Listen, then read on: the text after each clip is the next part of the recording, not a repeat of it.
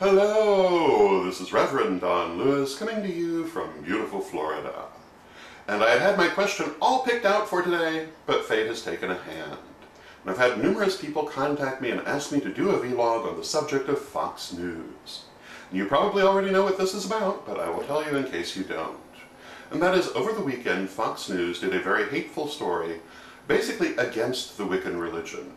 Ostensibly, it was about a Midwestern university adding Wiccan holidays to their calendar, which apparently to Fox News means the end of the world. Undoubtedly, it is a sign of the alpacalypse. It was a very nasty little story, although I do want to point out that one of the reporters actually tried to put in some decent information, but was shouted down by the others. And my first response to this is that I'm not entirely sure why anyone is surprised that there would be a nasty or hateful story out of Fox News. It's been all they've been doing for several years. In fact, even using the term reporter is rather generous, because for several years Fox News has basically been propaganda. And it's propaganda for extreme right-wing Christians. So I don't really think we could have expected a particularly positive story about us. Nonetheless, it's not right that they did this. What caught my attention even more, however, is what's rather evident from some of the comments that they don't actually know what an Orthodox Christian is. And so their bigotry not only extends to other religions, but even within their own. Because, of course, Orthodox Christians represent a number of different churches, which are actually the oldest Christian churches. And apparently the people at Fox News don't know that they're there. So everybody online seems to be quite up in arms about this now, and two different things are happening. One, a lot of people are making vlogs about it. And some of them are absolutely hilarious, and I want to point out particularly a vlog by It's Spike, who frequently asks questions here, that I thought was a wonderful vlog. Good job, It's Spike. And the other thing they're doing is they're taking up internet petitions. And I've had all kinds of people saying, sign my petition! And I have to tell you that internet petitions are not particularly effective. They've never been particularly effective, and they certainly aren't today. There are a couple of exceptions to this. If an organization or a person is asking for petitions, and sometimes they do, then they're probably going to look at them. If your petition is clearly and specifically targeted at their constituency, whatever that may be, then they might look at it. Or if you get a huge number of signatures, they might look at it. And if you get a huge number of signatures, then your petition might become a news story in itself, in which case it might have a little bit more leverage. However, that's not going to happen when you have a whole bunch of little petitions. The only time a petition gets a lot of signatures is when there's one that everybody is signing, and that's not what's happening.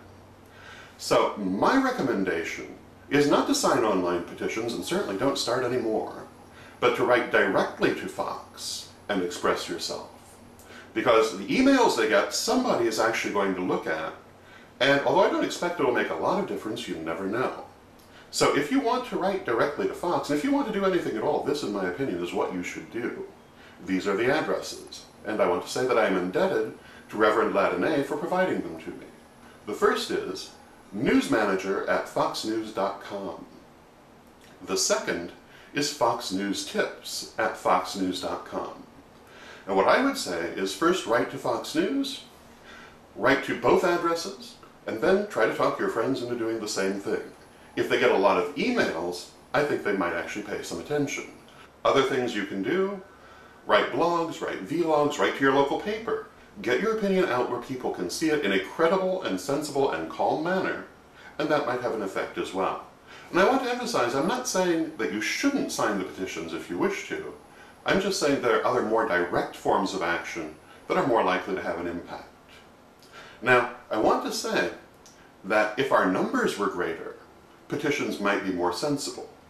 If we had greater cohesion in our community, petitions might be more sensible, but then there wouldn't be a whole bunch of them, there'd be one. People would be working together to try to make an impact instead of all scattering separately.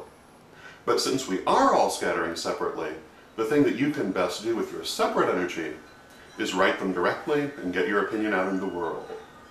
And this might actually make a difference, although to be perfectly blunt, Fox News knows where its bread is buttered, and it's buttered by extremely conservative Christians. Those people are applauding the story at the same time we're decrying it. And that's where they're getting their money from. They know we're not part of their viewership. They know we're not going to be part of their viewership. They know we're not buying the products of their sponsors, or if we are, it's only by accident, because we are notorious for not paying attention to advertising, which means that no media really cares about us.